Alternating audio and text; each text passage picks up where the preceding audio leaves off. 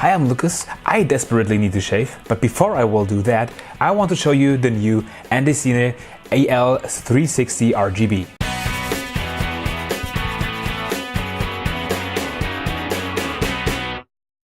AL, or maybe L360RGB, is the name of the new little LED panel from Andycine. This light is RGB capable, as you already figured out, obviously. But the RGB functionality is not the only thing I was interested in. But as always, let's first have a closer look at the light. So it ships in this fancy little cartonnage. So we can already see the RGB here outside, and it opens up. It's not a big cartonnage. We have some filling material, we don't need that. We have two manuals and we have a little microfiber cloth.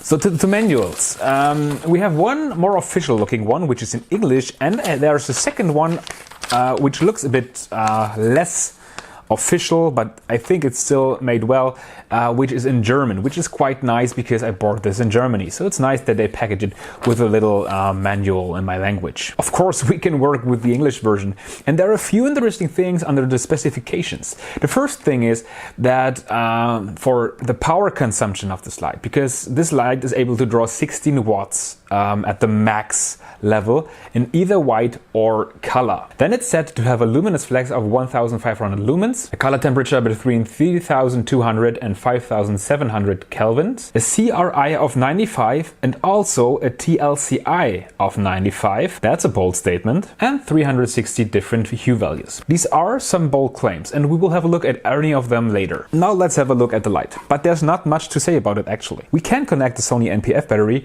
or use the DC-in, which is rated for 8.4 volts. Then here's a little display and two buttons that we can rotate and also push. We will talk about them in detail later. There's a non-removable diffusion in the front here and a 1/4 inch thread underneath. What I didn't show you earlier, but it was also in the package, is this little foot for the hot shoe or the cold shoe mount. We have a little notch here that goes into the little hole up here, so we can connect it straight to the lamp and it cannot twist around. We have a little screw to articulate the arm here. It's not a rosette mount, so it only holds by friction.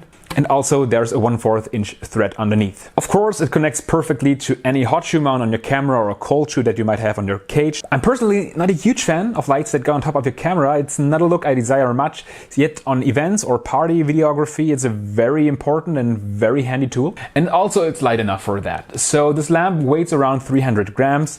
Of course, now it has no battery attached, but when I attach even this big battery, it's still holdable pretty well with one hand. So now that I have a battery attached, I can finally switch on this lamp.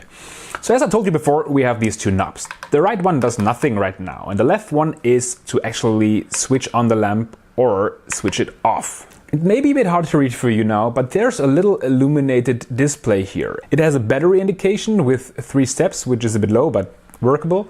We have the kelvins that we're using right now, as well as the dimming percentage. So right now we are at 100%. And we can pretty neatly dim this light down with the same knob that switches it on and off till we reach the minimum value of 10%, which I should hit soon. Now it's off. So you can also turn it off this way, but you can still then just turn it again and off. The thing is, it's a bit sensitive to how fast you make things. So when you switch it fast, it goes to 100%. When you switch it fast in the other direction, it goes off. And if I do it slowly, I can do it in steps. So we'll set it off. This is 10%. So the lowest that you can go. There is no 0 to 9%. You can only set it to 10%. That's the minimum. The other knob, when twisted, will change the color temperature. With the sensitivity, it's the same thing. So basically, we can do it fast and switch right away from one to another, or we can do it slowly and make a bit of a fade. Of course, there are steps in it, so it's not really good for like animating on set. The lamp will let us set the color temperature from 3200 up to 5700 kelvins in increments of 50 kelvins. So like most LED lights that are capable of switching the color temperature, this lamp has 2 sets of LEDs, one balanced for daylight and one balanced for tungsten. still, when you have to mix these LEDs to have the in-between values, like for example 4500 kelvins, both LEDs don't run at full power, so you have a big bump, a big spike in the brightness. You leave at around about the same brightness. Actually, from my measurements, the warmest setting on this lamp is slightly less bright than the daylight balanced LEDs. Still, overall, there is not a significant difference in brightness. Actually, I kinda lied to you, because there are not two sorts of LEDs in this lamp, there are actually three sorts of LEDs in this lamp. Next to the tungsten and daylight balanced LEDs, we have RGB LEDs. So when I push the second wheel here, I get into the RGB mode. So the RGB mode is somewhat similar to the normal white balanced mode. With the left wheel, we can increase and decrease the brightness of the light, also up to 10%, between 10 and 100%. It's the same sensitivity wheel that we have here, but with the second wheel now we can change the color. So what we read before in the manual is that we can set this light to 360 different hue tones, which is really kind of cool. What I find really cool though is that this light has red around the 0 mark. So 0 as well as 360 are both in the red color range. And the reason why I find this cool is because when you have the HSL or HSV color spaces and look at the individual channels for the hue, you also have the red components around black and around white, because you have, like, you know, this 360 circle and black and white are both red. And this is a bit nerdy, but still I find it a nice homage within this lamp. I still think it's not at all intentional. I do think that you cannot see the light as much as me when I point this directly into my face. So let me tell you, it's a very nice and saturated color that you get out of this lamp. So colored light is obviously pretty cool for making accents on your subject, or also to mimic the light that you have, for example, in a subway station or on a party. And it's pretty cool to be able to match the lighting or set an accent in the same color scheme that you have in your set, and this is a pretty neat thing. But before we talk about the emitted light further, let's talk a bit about the batteries. So I have two different battery sizes here. These are not original Sony NP-F batteries, these are off-the-market ones, but are pretty good ones. So the small one is like an NP-F 550 and the big one is like an NP-F 750. In my tests, I tried to use the same battery 3 times in 3 different settings. So for each of the batteries, I used the settings of 5700 kelvins, 3200 kelvins and an Rgb mode, all set to 100%, and measured the time and did this 3 times for each battery. So regardless which setting I was using, I was getting around 1 hour and 10 minutes out of this little battery at the maximum brightness. Using the large battery, I was able to get nearly 2.5 hours at maximum brightness, regardless of the setting. And I have to admit, I find this pretty amazing, because from the values that we read inside the manual, these batteries shouldn't last that long. The two things inside this manual that unfortunately turn out to not be exactly true are the luminous flux and the color temperature. For the luminous flux, I say not exactly true, because it does of course reach 1500 lux, but not at 1 meter. 1 meter is more or less the standard for measuring light and luminous flux, but they don't specify it here. I measured 1500 lux at around a distance of 45 to 50 centimeters, so half a meter. At 1 meter you have a little under 1000 lux. And then there's the thing with the color temperature. First off, the increments of 50 kelvins aren't really exact, but I didn't expect it to be.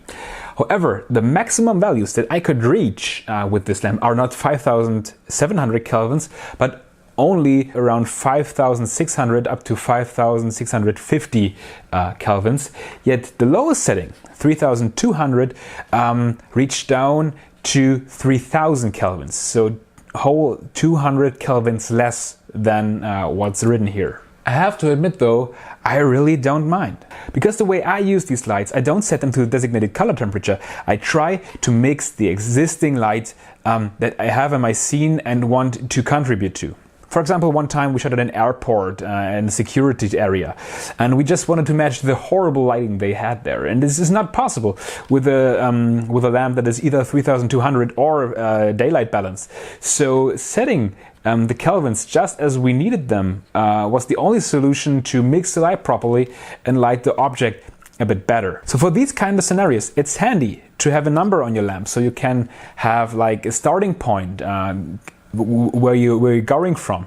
But ultimately you need your camera or your own eyes to see if the colors match or not. And then there's the next thing about the CRI and the TLCI of 95. I mean, personally, when I read things like these, I don't think that's true, so it cannot be, can it? Well, actually it can. Truth be told, in my testings with my spectrophotometer, it even surpasses the values there. So the TLCI is actually higher than they have written in their little manual here, which is pretty incredible and pretty cool. Yet there's one more thing we have to talk about, and that is flicker. The flicker behaves the same at every Kelvin or color setting, so I'll just show you the results at full daylight. At 100% I couldn't make out any flicker, not in any setting. Flicker is often an issue with very fast shutter speeds, but even at 1/13,000th of a second, the only visible issue is high ISO noise, not flicker. Many lamps dim by a pulse wave modulation, in short PWM, and produce flicker when the brightness is reduced. As you can see with the AL-360RGB though, even at a very fast 1/6400th of a second, we can't make out any flicker at the lowest setting of 10%. So I think for now that's all there is to say about the Andycine AL-360RGB. So if you're in the market for a small LED panel with RGB functionality, or even only the switchable white balance functionality, this light does output some amazing light, quite literally. Yeah, I thank you so much for watching. I was Lucas, I hope to see you next time, and have a great evening. Bye. I could get a second one, make it red, and then have like a little... Stop it, police! Doo-doo-doo-doo-doo-doo.